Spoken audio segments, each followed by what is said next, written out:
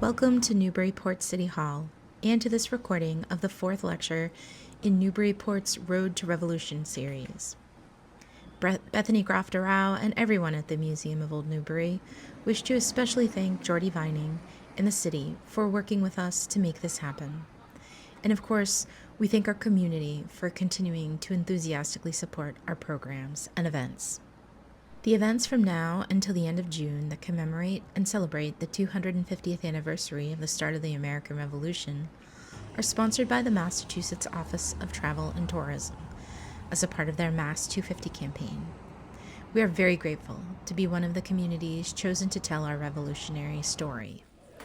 The grant that sponsors these events is a partnership with the Cushing House Museum, Lowell's Boat Shop, the Newburyport Chamber of Commerce, North of Boston CVB, several churches, and every single one of you who attended these events and is watching.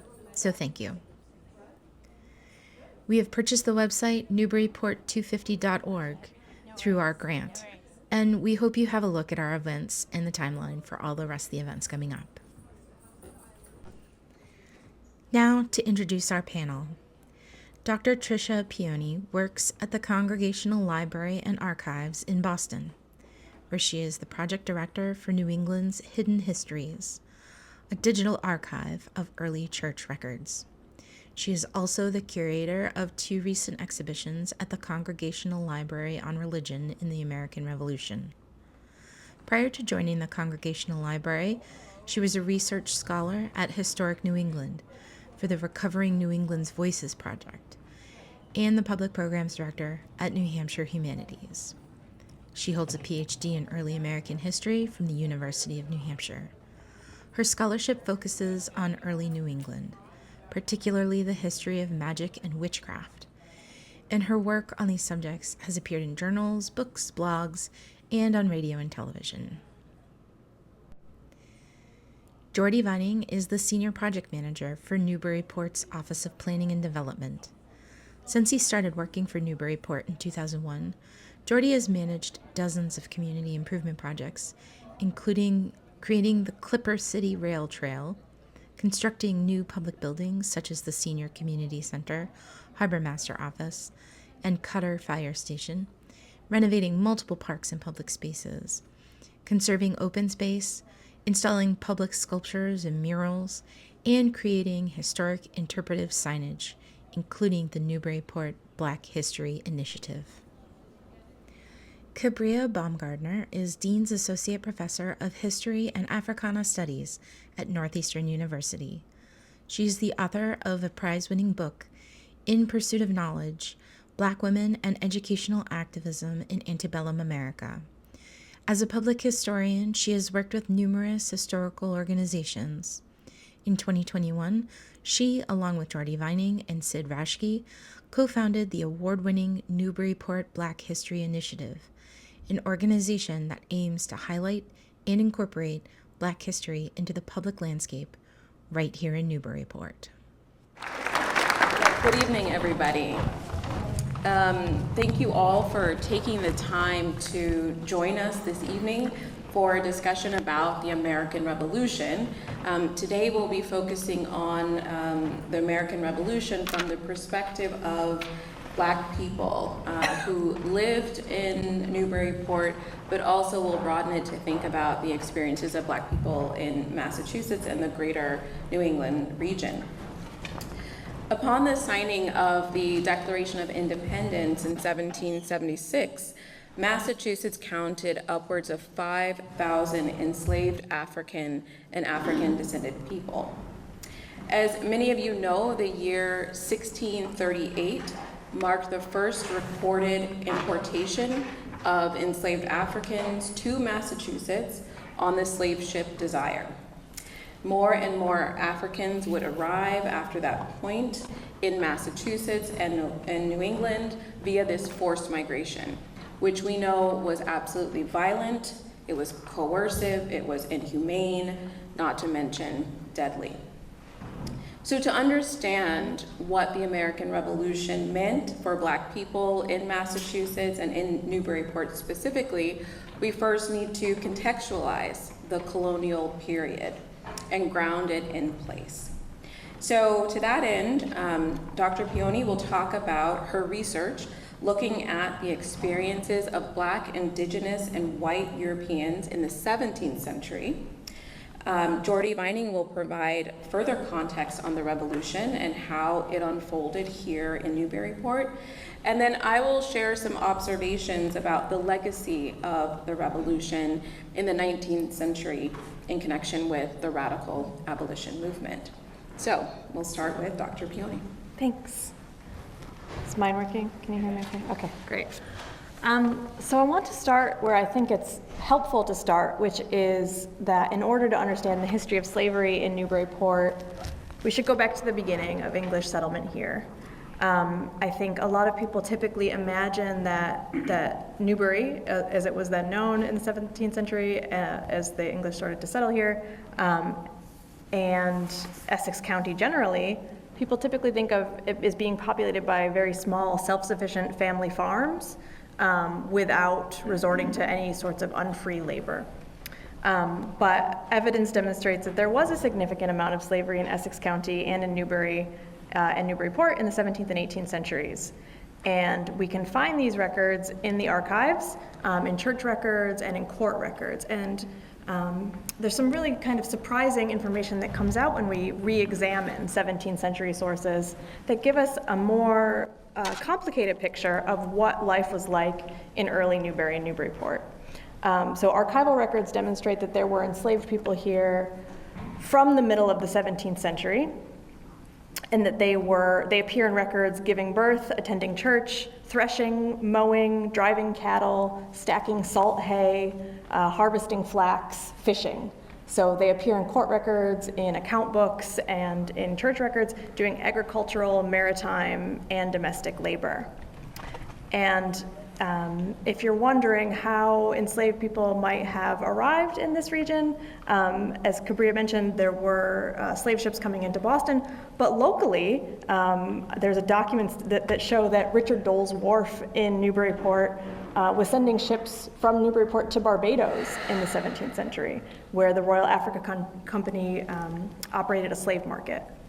So it's possible that enslaved people were being imported from Barbados directly to Newburyport in the 17th century, in small numbers, but it is significant to know that. Just really steps from where we are right now.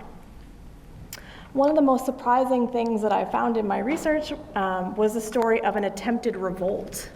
A revolt that, according to court records, was an effort by an enslaved man of African descent, two indigenous people of unknown tribal affiliation, and then two white men, one of which was a French-speaking man from the Isle of Jersey. And this revolt, this conspiracy to revolt, took place in 1690, actually in May of 1690. So we're at the anniversary of this pretty significant date in Newburyport's history. And it's a story that most people have never heard about. It takes place during King William's War, which is, again, another event that most people aren't familiar with, but it's a war that takes place between the British settlers here and the French and the Wabanaki, who were allied with the French from 1689 to 1697. So that's part of the context of this revolt. But because very few documents of this story have survived, there's about 12 pages of court records in the Essex County Quarterly Court Sessions. But it's not a story that most people are familiar with. It did appear in Coffin's History of Newburyport in 1846. He's got a little bit on this attempted revolt. And then the historian Lorenzo Green also picked it up, and he wrote about it in the 1940s. But it's not a very well-known story. And so what happened was, in late May of 1690, an enslaved black man, who is only referred to in the records as James, was captured by the Night Watch in Newbury. And when he was captured, he had brought all of his clothes with him, and he had a gun with powder and shot. So he was armed when he was captured, and he said he was found in the woods at a local landmark, which is not there anymore, but it was called Anvil Rock. And he said he was waiting to meet two white men who had promised to help him escape to freedom. And then he also confessed that there was this conspiracy to bring all of these about 800 French and Indigenous soldiers from Canada to attack the North Shore. They were going to come down through Haverhill and Amesbury by land to Newburyport, and then a French fleet was going to sail in to the port. And that's what he says happened.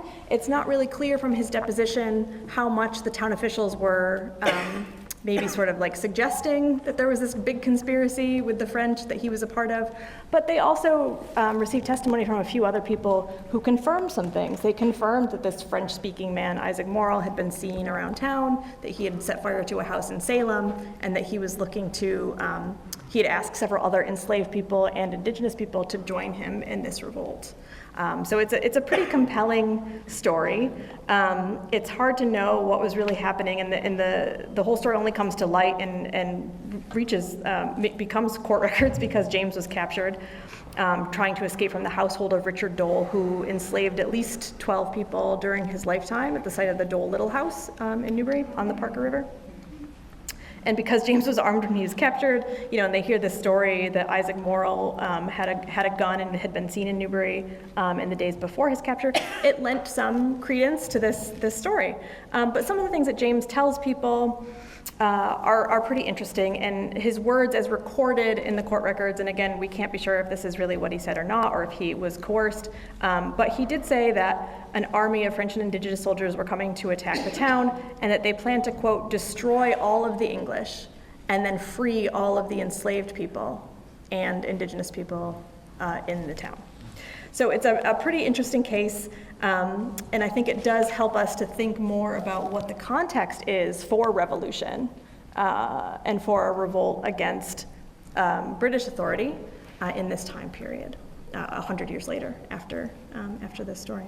So just important to note that there is this history in the 17th century of allegedly this conspiracy to revolt to free themselves from slavery, but also to be joined by the enemies of the English in destroying the town. A fascinating case.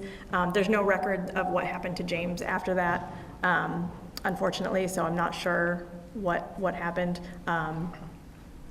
But it does set an interesting precedent to think about the possibilities of revolt and rebellion, but also a clear desire for freedom.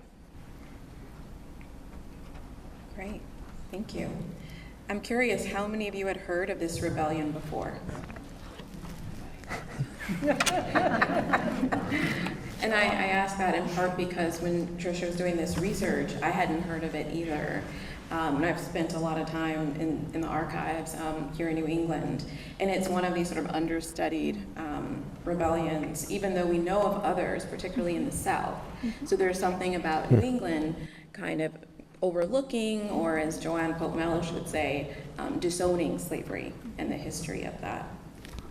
All right, let's turn to Geordie Vining now. All right, quick overview. Everyone can hear me? Okay. I can also speak quite loudly if I have to, but all right. So Tricia is pointing out the deep roots of slavery as an institution in our town, in our region, in our area. And so sort of jumping forward a whole century, multiple generations later, slavery is still very much an institution that's active and alive here in Newburyport in the 1775 era. I think this audience is probably pretty well aware of that. Many people are not, and it's always worthy of a reminder, I think, that how active it was at that time. So, a couple of quick points. There's a small Black population here in Newburyport in this time period, both enslaved as well as free. And the Archival Center has lists of, they call it the Black List, or the Black Gentleman's List. It's the taxing list for some of the Black men who lived here in Newburyport. Talk about taxation without representation. That was the phrase that came into my mind, because they certainly weren't able to vote and choose their representatives and so forth. There's a number of Black sailors in town. There's records of a sailor, for instance, named Daniel Cottle, who went off on one of these Newburyport privateers and that was actually captured, the privateer the Dalton. The slave trade was still legal at this time. It was still legal and it was still active. So it wasn't until 1788 that Massachusetts passed a state law, outlawing the slave trade. And there were still people pushing the boundaries after that. There were cases here being heard here in Newburyport about ships like the Abiona that went off to West Africa and captured approximately 90 people and sold them into slavery. So Newburyporters were also who enslaved people were pretty active in trying to chase down people who were trying to emancipate themselves. Chris Bomer has done a lot of good research on that. I thought I would just read aloud a couple of these because I do find them interesting. These are Newburyport-based ads that are placed in the region's newspapers. And they say things like, $3 reward, ran away from me the subscriber, left Monday a Negro man named Charleston, a cooper by trade about 5 feet 4 inches high, his legs something crooked. They usually describe what he's wearing so people can potentially identify him. Whoever will take up said Negro shall have the above reward and all necessary charges paid by Joseph Leathers. And all of these end up with the little asterisks of all matter of vessels and others are forbidden from carrying him off, as they would avoid the penalty of the law. So there's multiple of these. Ran away from the subscriber on the evening of the 12th, a Negro man named Primus, about 52 years old, March 23rd, 1775. Ran away from the subscriber, the 23rd of this month, a Negro man named Kofar, about 22 years of age, 6 feet high.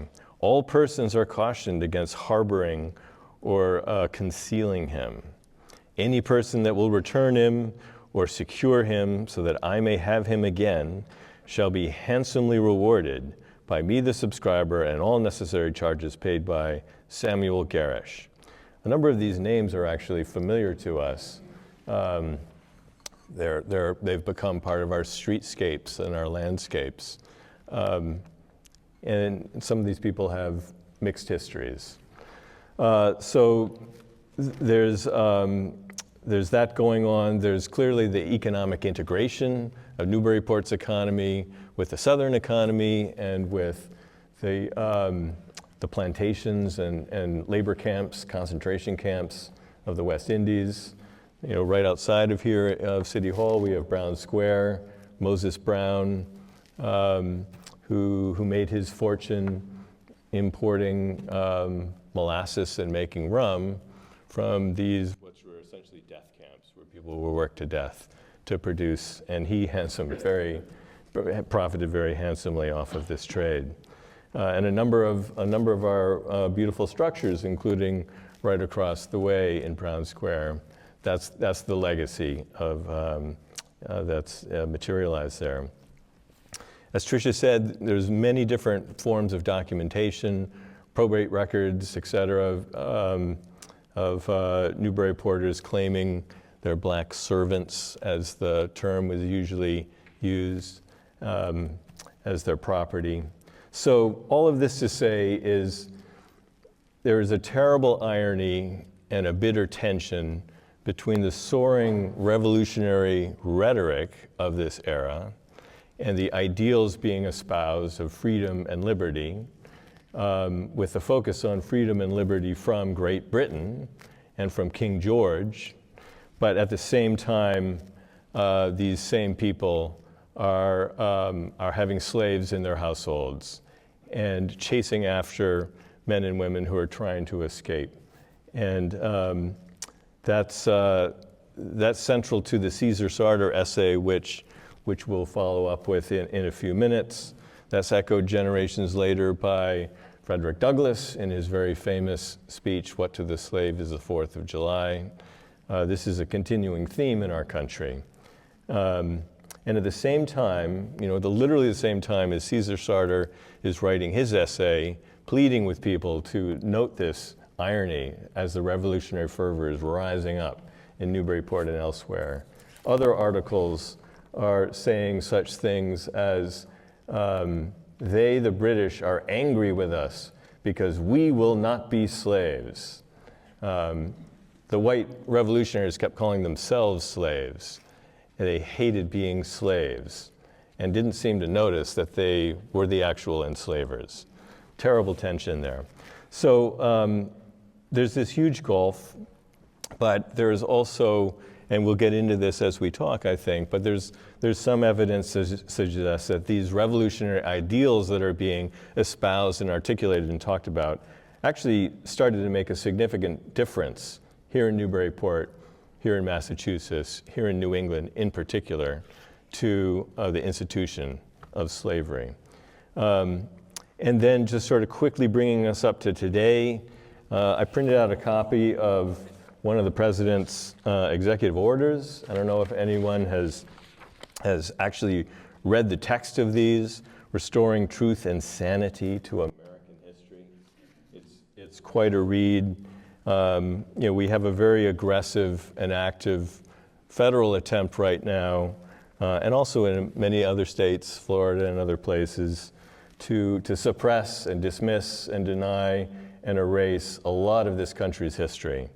And anything that doesn't conform to a pretty simple and kind of happy fable. I want to just read you a very quick quote from the executive order. He's charging the Secretary of Interior shall take action to ensure that all public monuments, memorials, statues, and markers do not contain descriptions, depictions, or other content that inappropriately disparage Americans, past or living, including persons living in colonial times, and instead focus on the achievements and progress of the American people with respect to natural features, the beauty, abundance, and grandeur of the American landscape. So that's what we're up against here, competing narratives. There seems to be, imbued in this assumption that there can only be two different camps.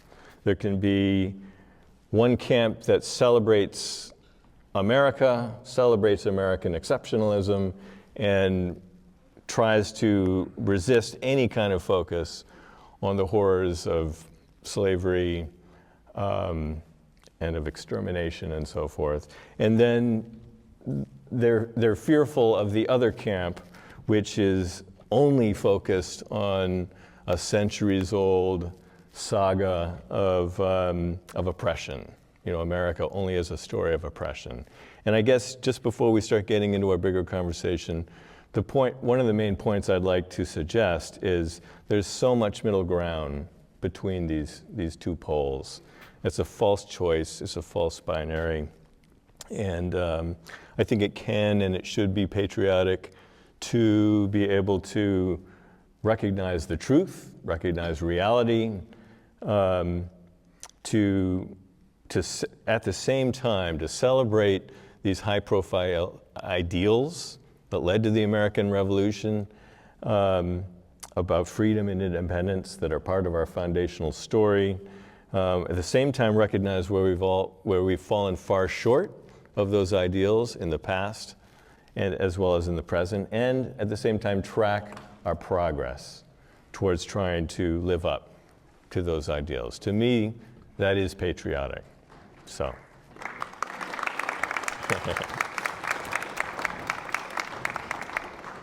And with that, turn it back. Thanks, Geordie. And Tricia, your remarks made me think about the question, who gets to revolt? And who gets to celebrate that after victory? So we see what happens to James, but then we also see what happens to our nation. We get to become a nation. And so it makes me think about the very meaning of revolution. Not just during the American Revolution, but also in the early 19th century amid the rise of the radical abolition movement. I always say in my talks about the radical abolition movement that enslaved Black people were the first abolitionists. They fought for their liberty and rights at every step of the way. from the moment of their capture to their forced migration. We have so much documentation, surprisingly, about slave rebellions on ships, ship rebellions, right? And we also have examples of enslaved Black people's resistance during their enslavement, with this case of James being one example. And then on the eve of the revolution, we see this rhetoric of rights and liberty that hangs in the air. Enslaved Black people are seizing this moment for their liberty. They're doing so by writing editorials that are published in Massachusetts newspapers, which we'll talk about in a second. They also submit freedom petitions. So we have evidence of freedom petitions that are sent to Massachusetts, to New Hampshire, to Connecticut. And the rhetoric is around rights and the rights of humanity and liberty. And we also have examples of freedom suits, not just in Massachusetts, but right here in Essex County, enslaved people trying to use the courts to win their freedom. So the call for liberty was grounded not just in the individual pursuit of liberty or even the national pursuit, but it was for families and it was for communities, particularly Black communities. And so I think this is helpful when considering the legacy of the revolution by the early 19th century and to really contextualize the very term itself. We might define revolution as a dramatic overthrow, right? Sometimes using violence, right? But we also might think about revolution and its connection to reform, so bringing about change. And we also might think about revolution in terms of social justice, the distribution of privileges and opportunities. So in the early decades of the United States, the young republic, it was still a slaveholding republic. And abolitionists who were fighting against slavery did not initially advocate revolution. They advocated for reform. And this would be an example of the American Colonization Society, which in some sense was anti-slavery. They did not want slavery to spread, but they absolutely wanted African Americans to be expelled from the nation and to basically be colonized in West Africa. This is where we get the founding of Liberia. So we have some anti-slavery activists who are also advocating for gradual emancipation in the early 19th century.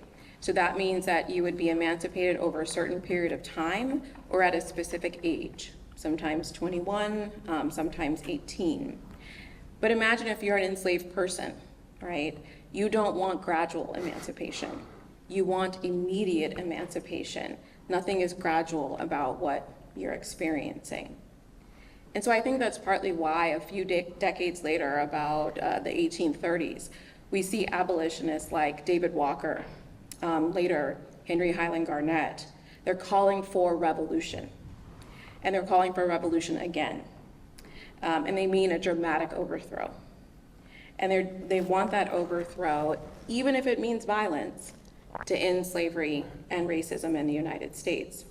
And you can read this in David Walker's appeal. It's a very long title, but I'll just a few words of it. Appeal in 4 articles, together with a preamble to the colored citizens of the world. It was published in 1829 in Boston. And he denounces racist rhetoric, he denounces the evil of slavery, he condemns Thomas Jefferson, he calls Thomas Jefferson's racist rhetoric a barrier to Black people's emancipation.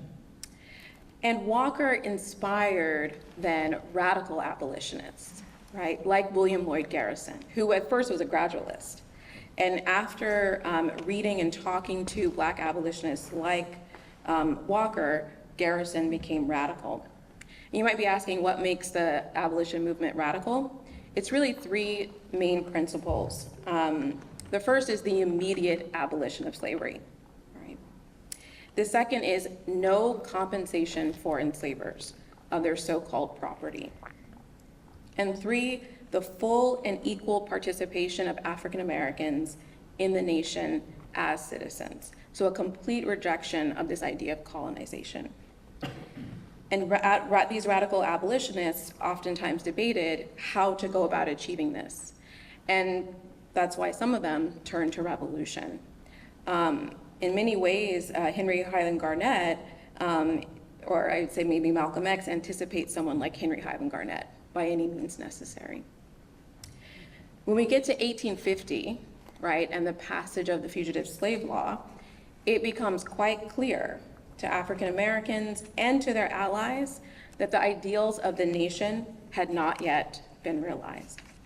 More resistance and further struggle would be necessary to challenge the nation to finally live up to its principles. And so I want to turn to Caesar Sartor's address. It's a very powerful statement about the contradictions and tensions that Geordie mentioned during the Revolution. Caesar Sartor was a Black man who had been kidnapped in West Africa. He endured the Middle Passage, the harrowing journey across the Atlantic, and then he was enslaved for, we think, about 20 years right here in Newburyport. And on August 17th, 1774, he published this address on liberty in the Essex Journal and Merrimack Packet, a Newburyport newspaper. And so I'd like for Geordie and Tricia to think about what stands out to you in this address. And if you all, there are copies, I think, that were at the front, so you might be able to take a look at it as well. Let's see. Tricia. So one of the things I think that stands out, and Sartor uses great rhetorical devices in this. He's it's a very persuasive piece that he is writing, and I think one of the things that scholars have pointed out about this, about his language and the way he frames it, that's particularly interesting to me is that he's using religion as a way to appeal. So he's writing to white people, he's writing to enslavers, and he's asking them to reconsider. And so I'll just briefly read one little section where he says, "Why in the name of heaven will you suffer such a gross violation of that rule by which your conduct must be tried in that day, in which you will be accountable for all your actions to that impartial judge," meaning God, "who hears the groans of the oppressed and who will sooner or later avenge them of their oppressors." So he's invoking like the God of the Old Testament to avenge enslaved people. And he's using the rhetoric of Christianity and of religion as a way to appeal. And that's an effective argument, as the religious beliefs were often invoked both in defense of slavery, but also as a way to end it through religious terms. Well said. That was most of what I was going to say. The focus on the golden rule and trying to have his white audience put themselves into his and his family's shoes and to imagine. He's asking people literally to imagine, what would it be like if you and your family was ripped from your home, etc. And he's pushing back against one of the cognitive dissonance associated with slavery, particularly in the North, but this is throughout the country, throughout the colonies, was we have these ideals of liberty, we also have slaves. Well, they're less than human. So they can't, they don't deserve liberty because they're not like us, the mainstream, or they're not ready to take on the responsibilities of liberty and freedom. Caesar Sartor is very actively and cleverly using a religious framework and pushing his white neighbors to cross that bridge and to view everyone as fully human. And there does appear to be a fair bit of evidence that whether it's a high-profile statement like Caesar Sartor's, as well as all the freedom lawsuits that Kambria was talking about, that these had a fairly significant and to some extent immediate impact here in Newburyport, here in Massachusetts, here in New England. And there was, you can tell looking at probate records and so forth, that the institution of slavery was impacted significantly in how people thought about slavery, household by household. So I think Sartor's words, even though we had to wait generations for the actual Civil War and the emancipation throughout the country, I think Sartor's words had a significant impact locally and regionally. There's something you said, Tricia, too, in quoting Sartor, that Sartor uses the word oppressors instead of enslavers or slave owners. And I think that kind of deliberate usage of language is meant to heighten the experience. Not that slave owner sounds benign, but oppressor to me sounds worse. And I think that's what this piece is trying to do, as you said, just reach this audience so they understand what it's like for enslaved people at the same time that they're going to be leading their own revolution. There's also a passage here where Sartor's talking about the natural rights of mankind. So you see in a lot of these petitions that are sent to state legislatures and also these editorials that enslaved people are going to invoke this idea of natural rights and of human rights. He also talks about, I'll just quote it here, slavery is in itself and in its consequences a great evil. Why will you not pity and relieve the poor, distressed, enslaved Africans, who, though they are entitled to the same natural rights of mankind that you are nevertheless groaning in bondage, a bondage which will only terminate with life. I think this is a really big point because slavery in the United States and also in what would become the United States, but also in the Caribbean, looks different than slavery in other parts of the world. And it looks different for three reasons. The first is that slavery was lifelong, right? So there was no way for an enslaved person at this point to really reach freedom, right? They'd have to fight for their rights, they'd have to run away, they'd have to rebel, but it was meant to be a lifelong state of bondage. Two, it was race-based. So if you were indigenous for a while, you could be enslaved. If you were Black, you could be enslaved. So slavery was connected to race. And then the third, and probably the most important, is that slavery was hereditary. So not only were you enslaved for life, but if you're a woman and you have a child, your child is also enslaved for life. That is a very, very different conceptualization of slavery compared to other parts of the world. And so I think Sartor is calling attention to that, right? And he's talking about how barbaric this really is. Did you want to make any other comments on this, or do you want to talk about the Benjamin Coleman piece? Let's give him his best line. Oh, this one? Yeah, sure. So there's a great line from Sartor's address where he writes, quote, "I need not point out the absurdity of your exertions for liberty while you have slaves in your houses."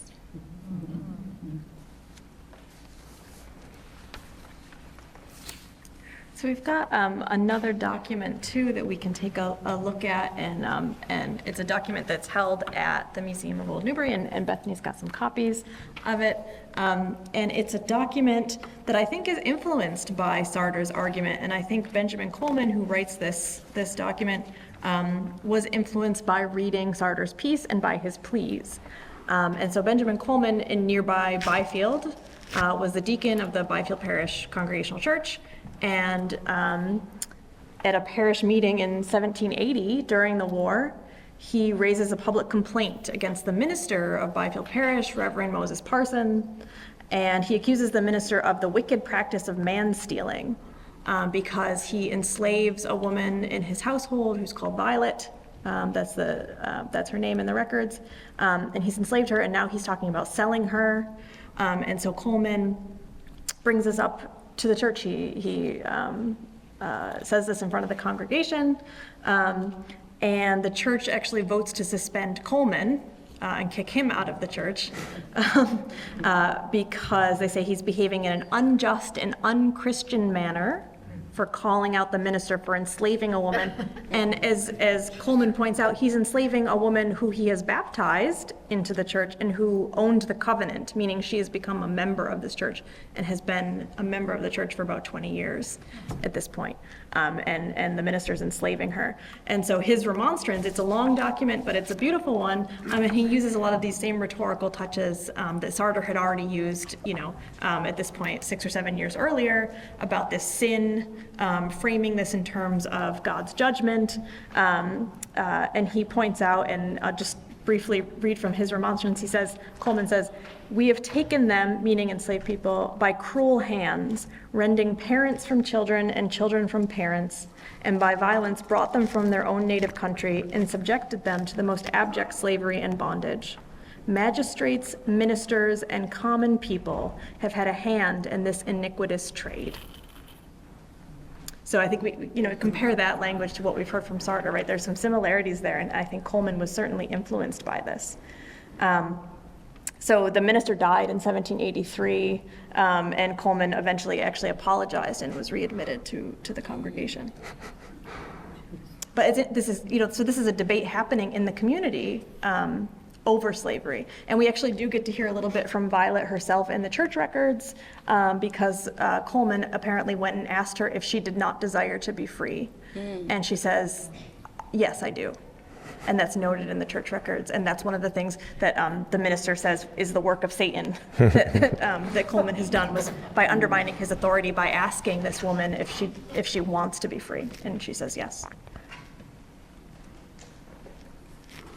It's a really powerful document, and it's interesting too to think about the way they're in conversation, the Sartre text and then Coleman's text. And it reminds me too of the New Hampshire petition of enslaved Africans in New Hampshire. They also talked about being ripped away from their parents and their families, and the breaking up of family. So it seems also to be a kind of reoccurring theme, not just in the editorials and in the addresses, but also in the petitions. Kambria, you had mentioned you had posed the question of who gets to revolt a few minutes ago, and that started me thinking actually about, to me, this fascinating question of what, in this case, black men in particular were doing, who, some of whom in Newburyport were enslaved. They bring a personal freedom lawsuit against their enslaver. Examples include this enslaver, Richard Greenleaf, another familiar name, Greenleaf, and a man named Caesar Hendrick sued for his own slavery, won the lawsuit, and then enlisted in the Continental Army. So he's seeking his own emancipation, and then he's choosing to fight for the Americans against the British. And then another enslaved man, Pomp Somerset, he says, "I'm going to sue Richard Greenleaf too." And Richard Greenleaf, I think, doesn't even show up at that point in court. And so he also secures his freedom. He also goes off to fight for the Americans. And but pulling the camera back, a lot of black men were making a choice. Should I fight for the British? Should I revolt against the Americans? Or should I fight for the Americans in this revolt against the British? Each were offering freedom of some kind, different conceptions of freedom. And you should correct me if I'm wrong. I think there is once the British evacuated from Boston, it was much harder for an enslaved black person in our territory to reach British lines and join up with the British military forces. And so there's not much evidence of Newburyport or Massachusetts-based folks going off to fight for the British. But in general, thousands more black men fought for the British side than did the Americans, because they were enslaved men who were very publicly told by the British, if you come to our side, we'll give you freedom. And that actually forced George Washington's hand, which always fascinates me. Our great founding father, George Washington, who didn't want black soldiers in his Continental Army and said, and prevented that. And then the British started saying, come on over to our side, and he changed his mind. Oh, well, I guess we do want black soldiers after all. But people had to make that choice, and I can see that as potentially a difficult choice that people had to make. Which side to choose? What does it mean to try to seek freedom? Just a quick question. Do you all know the story of Ona Judge? Some do, some don't. Okay. Just because you mentioned George Washington, and Yeah. I remember teaching the story of Ona Judge using this book by Erica Armstrong Dunbar. I highly recommend it. It's called Never Caught. And she tells the story of Ona Judge. But I remember teaching the book, and in my classes, students would tell me, I didn't know George Washington was an enslaver. Yeah. Right? That history doesn't get connected with, being a founding father.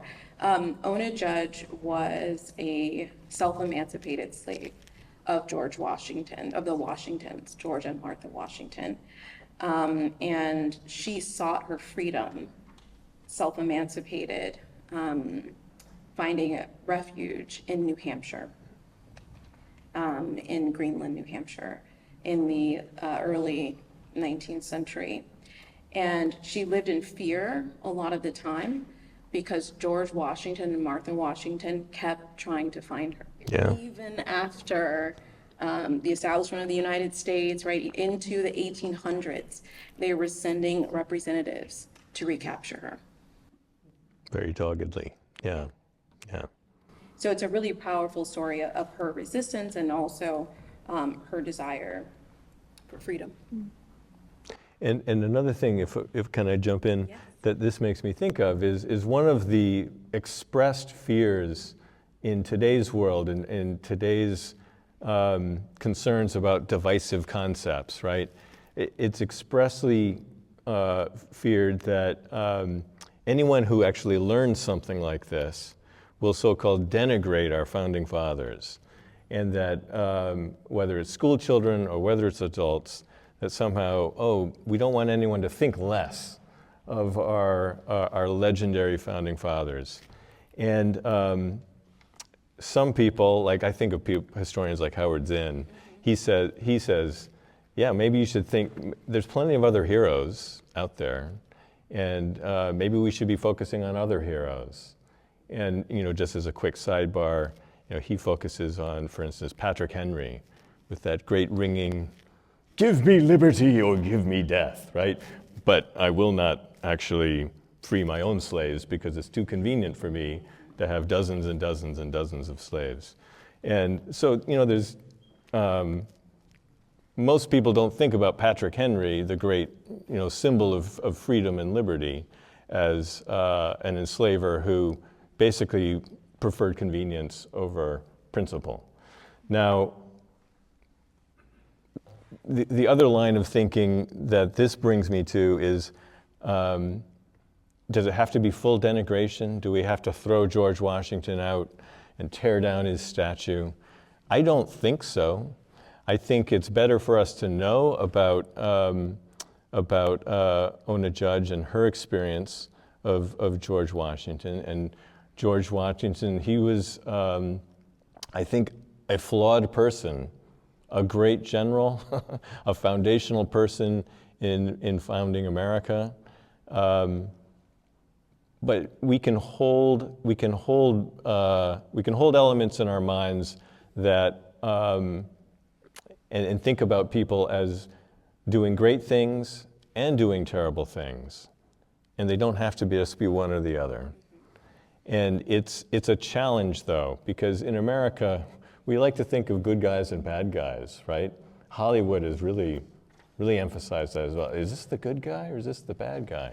Well, it's potentially the same person, good guys and bad guys, and we should be able to understand the full complexity of some of these folks because it informs the same fights that we're having over and over again, generation after generation, throughout the history of this nation. In some ways, I agree, and I would say we can talk about George Washington and we can talk about Ona Judge. They're interconnected, related stories. And as human beings, we are flawed and we are complex, and this is part of that complexity that we should be thinking about. I wanted to ask Tricia a question about her research process and some of the documents that you were able to find when you were working on the Hidden Histories project. What was it like to do that archival research? You were here at the Museum of Old Newbury too, right? What was it like finding these documents and looking through these documents? I think one of the things that's pretty surprising to me about doing archival research in the 21st century is that there are still documents that, were put in a folder. Some of the many institutions in New England are quite old, and there are documents that have been put in a folder or put in a box, and no one's looked at them for 100 years. And so that's why we can still find new stories and we continue to interpret and reinterpret the past, is because there are really remarkable documents at places like the Museum of Old Newbury, where you can find some of these things. And the more people who look at a document, the more ways there are to read it, because everyone can read it and understand it differently for themselves. And that's why we've got copies of some of these documents for you to read and interpret for yourself. But one thing was I found a land deed related to Plum Island at the American Antiquarian Society, and it was a deed exchanging land for a human being, for a woman, in 1693.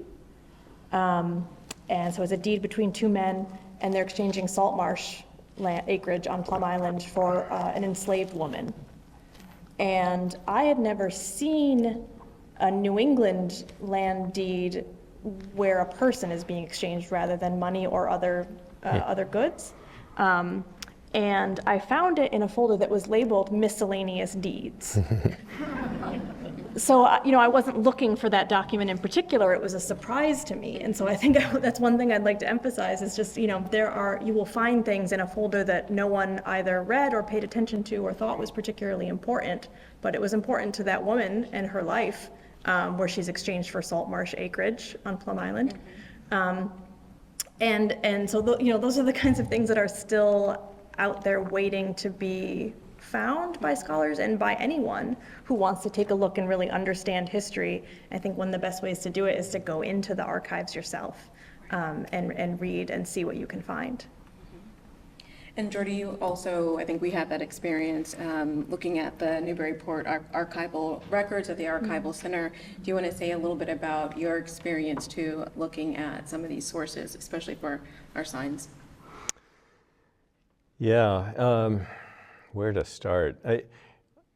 The thing that jumps to mind is what it feels like to be researching some of these figures of these who came before us generations and generations ago, and to be able to go to the archives and actually pick up a piece of paper that they held in their hand, and the writing on that, it's the actual writing. I mean, a lot of the research that I've done as part of our project has been online. Everything's on the screen, it's all digitized, and that's fantastic. The ability to not just have to go sort through dusty folders listed miscellaneous, but to have all this incredible amount of collated material out in the online world. I think that's fantastic.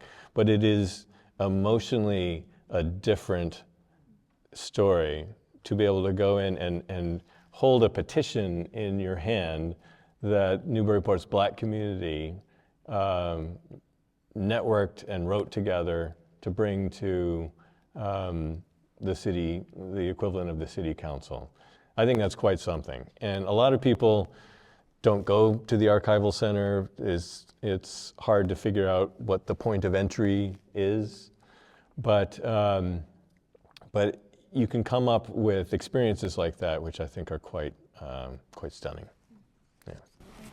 And so that's my plug to encourage all of us to be historians, to do this kind of archival research, especially as we are celebrating, commemorating the 250th, right? We can all go into our libraries and look at and access these records, and we can go to the Museum of Old Newbury and also look at some of those records.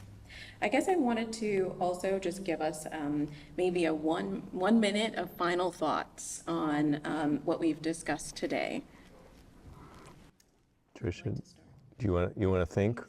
Okay, I haven't thought my concluding statement, but one thing that did just pop into my head was, and I had been talking a little bit with my colleagues about this notion, but when I have talked over the past few years with my family members about the Newburyport Black History Initiative, as well as my family all comes from the South, from Virginia, as well as some of the complicated history of my forebears, I've gotten a little bit of pushback from some of my family members, and I'm not going to tell you their names or who they are, but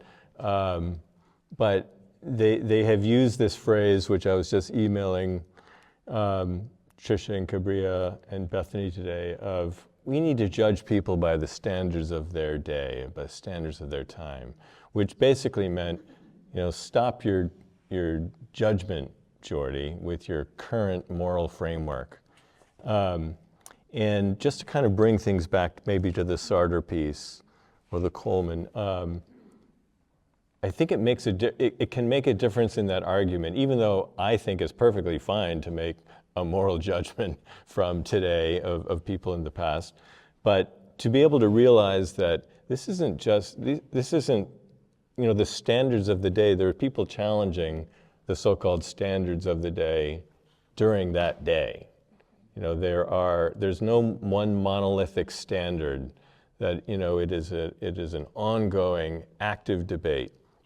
And I really think that undercuts that attempt to shut down the conversation, realizing that discussion was happening 250 years ago. I think I'll take that point because it's an excellent point and add to it that there is no point in American history where people didn't realize that slavery was wrong and unjust. And so, and there's so much evidence that points to that. Reverend Samuel Hopkins, a Congregationalist minister, wrote an address to Congress in 1776. He had previously enslaved one or two people in his household in Massachusetts, but later moved to Newport, Rhode Island, where he witnessed the horrors of the slave trade in person and had Black members in his church. And so in 1776, he wrote and published an address to the Continental Congress in which he called slavery our national sin. So there's no point in U.S. history where people, there wasn't someone making a moral judgment about slavery. And we saw this with Coleman, and we see it with Sartor, that was there, that was present the whole time. Yeah. I guess I would just come back to this rebellion that you talked about in the 17th century. Slave rebellions have been studied, as I said, in the South, but there's very little documentation of rebellions in New England. There were a couple in New York. And I just want to pose this question again: who gets to revolt? Who gets to celebrate that revolt? And no matter how you turn it, the American Revolution is a revolt, and it happens in the context of the age of revolutions, right? So we see it in France, we see it in Haiti, we see it in what will become the United States. But who gets to revolt? Who gets to celebrate it? We don't have, let's say, a day celebrating Nat Turner, and I think we would all find that kind of unsavory, right? But we are going to have a whole year, and especially with the executive order, celebrating the American Revolution, and celebrating being patriotic about it. So I just want us to kind of sit with the complexity of what it means to revolt, what it means to commemorate it, especially for Indigenous peoples whose lands were dispossessed, who were also enslaved, and then for those Africans who were violently taken from their homes and forcefully brought here to New England.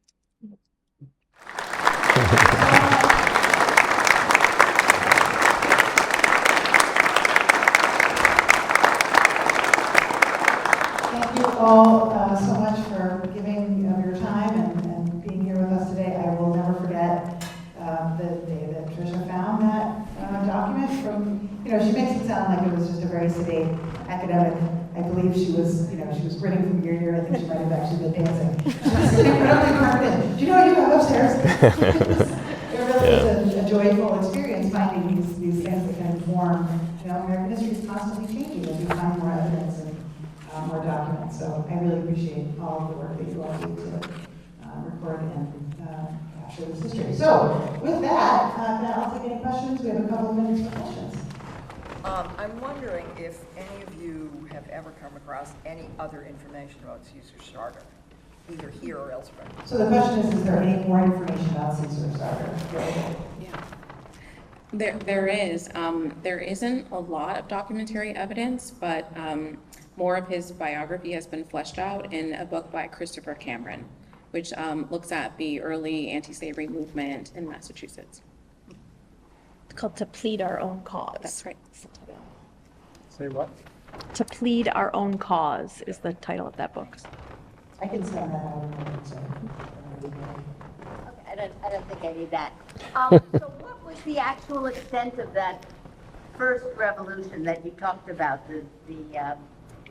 Was there a group of French and Abenaki coming down, or was it really just a couple of guys? So for the recording, I will repeat it. So the question is, was there really an actual revolt ongoing? It's possible. It's also possible there were two different things going on because there was a war happening. But the Massachusetts government sent, like within days of the capture of James, sent more troops. I guess probably were alerted or on high alert. I think it is possible that this was planned. I think it's more than likely that enslaved people in the Newburyport area were talking about escaping. There are many other examples, not just in New England, but all over the Atlantic world, of enslaved people taking the opportunity of wartime to find a way to escape, either by water or by joining one side or the other. So I think it's possible, but there's no way to know for sure. There's no other documentation, unfortunately, other than this charge of treason in the court records. Thank you.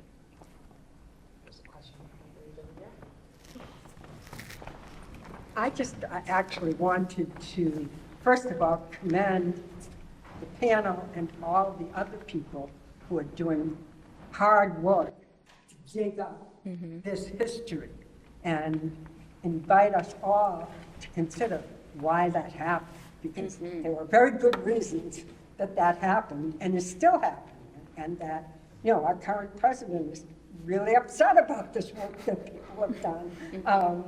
And I mean, to what extent do you think it was the fact that it was white property-owning men who drove the American Revolution? Really, we think of them as these, innocent peasants who were working on their farms, but they really weren't. And we're told that whole story sort of backwards. So I wonder if you could comment on that question about who really was the American Revolution serving. So the question is who the American Revolution really was serving. I mean, it's a very good question, and I've also thought a fair bit about the notion that you're referring to a number of wealthy white men who are driving the revolution, and they're driving the revolution primarily because they're upset about taxation, about the British government imposing very significant taxes on the colonies to pay for the previous war. So what they're upset about is my money is being taken away. And the dark side of that is the notion of I want independence so I can do what I want. I can enslave other people, but I want to hold on to what I have and not have you control me, as opposed to this more universal notion of all men and women are created equal. So it is more than likely that at that time, those wealthy white men were really focused on themselves much more than the notion of everybody. But those are the ideals that were written and spoke about and that sing to us across the generations.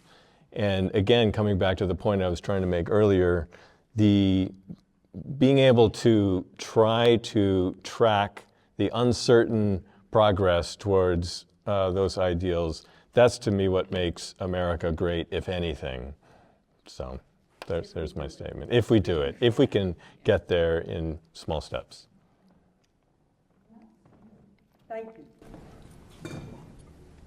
I want to go back to Ona Judge. Do I remember correctly that she was actually Martha Washington's slave? Yes. And could that be used as a way to, in some ways, if not exonerate, alleviate the pressure on our view of George Washington as being, you know... It's Martha's fault. It's Martha's fault. We've heard that more recently in another setting. And I'm just wondering if I'm reading into it something, and if you could comment on that. That's interesting. I mean, it could be used as a way to kind of give George Washington cover, except that he's the one placing the ads, right? He's the one circumventing the law deliberately, especially the Pennsylvania law that says if an enslaved person is in Pennsylvania for a certain amount of time, they can pursue freedom, emancipation.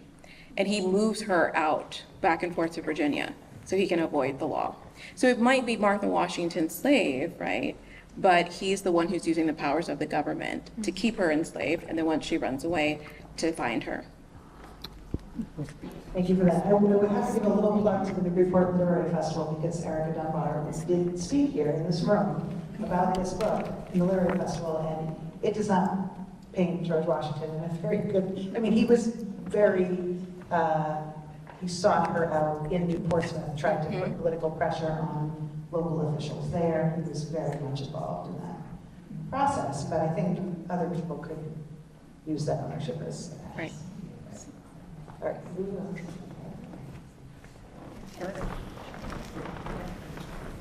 Could I just ask a concept question? You know, we're all taught, at least I thought of learning things in history, but in the 1600s and stuff, religion seemed to have a really strong aspect to our society. And then we kind of had to break those bonds. And then in the 1700s, it would take till the Bill of Rights for us to separate church and state. So what did the churches do in the 1600s and early 1700s that their members were having slaves? And what did they say to how did they justify it? What did they say? Do we know? So the question is, how did the churches in New England, presumably New England in particular, deal with their parishioners and their ministers enslaving people? I think one way to answer that question is to think about what we know about the Puritans, who later become Congregationalists, and their attitudes towards what they called like a well-ordered society in which everyone knew their place. They believed that God determined before you were born whether you were going to heaven or hell, and nothing you did in this life would change that. And so their theology meant that God appointed to men, specifically many servants in the form of their wives and their children, and then to the people that were either agricultural or domestic servants or slaves in their households. And they thought that that was an indicator of your, like if you had those things, right, if you were a man with wealth and a wife and children and enslaved people, that indicated you were likely going to heaven because God was favoring you with that bounty. And if you were the enslaved or if you were an indentured servant, it probably indicated that you were the damned, you were going to hell anyways, or that there was no particular hope for you in this life. It's a really bleak worldview, and people had a lot of anxiety about it. A lot of 17th century Puritan writing is about that anxiety about their spiritual state. But it's, that's the sort of moral order of the universe in which they were operating. People challenged it, certainly. But that's sort of part of that worldview in the 17th century. Go ahead, Kambria. I'm just going to add, I was doing some archival work earlier this morning in Salem, and it was not out of the ordinary for a minister to be recruited to preach in a particular town, and to be recruited precisely because they would have access to a slave. Mm-hmm. Like, it was a recruitment tool. Yeah, churches, that was part of a minister's salary. That was part of a minister's salary. So it's not, so if the leaders then are the ones who are enslavers, and the parishioners, if they're wealthy enough, can also be enslavers without too much of pushback. Get that later. But. And the other thing I might just add to all that is, if anything, it's complicated, right? That's really the main answer. Some of us might hope that most, and we're talking mainly about Christianity here, that most Christian churches, sects, would be more Christ-like. But we have a situation where the complexities of society are reflected in the complexity of the churches. And you have some religious people and some religious institutions on one side of this question and others on the other, and each using scripture to build their case. So Newburyport in the past has been very proud of George Whitefield, for instance.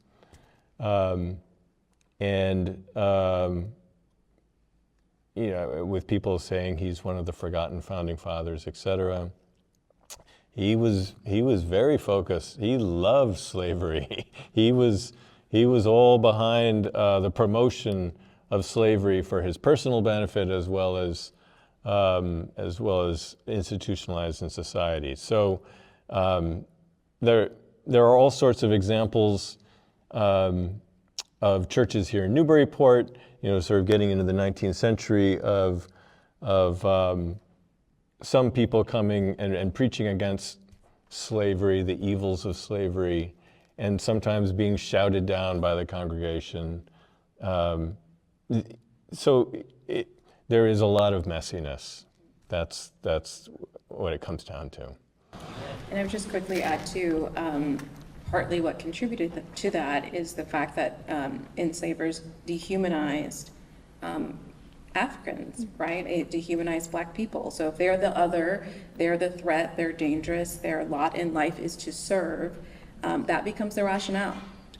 That becomes the rationale. And it takes a lot to actually upset that narrative, especially if it's being built up over centuries. So it wasn't hard to rationalize, especially if you demonize another person, another group. All right, I think we have time for one more. Thank you all so much. I really appreciate it, especially the bringing it into the present moment, as well as connecting the Indigenous to the African. And I'd also like to just remind us, this is not only the 200th anniversary, 250th, but it's the 350th of maybe what could be considered the first revolution, which is King Philip's War on Commons resistance. And you made a lot of great points about that. But I also want to make a point about Washington, since we're on that subject, that there was a parallel war going on. It wasn't just about keeping the land, but it was about taking lands west of the Appalachians. So there was a whole other project going on at the same time, which really was a parallel war, which people don't really talk about and know much about. So I just want to say thank you very much.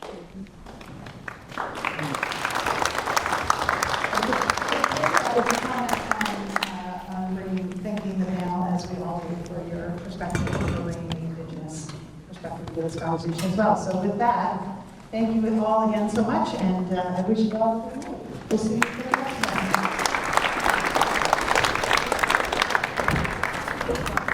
Now,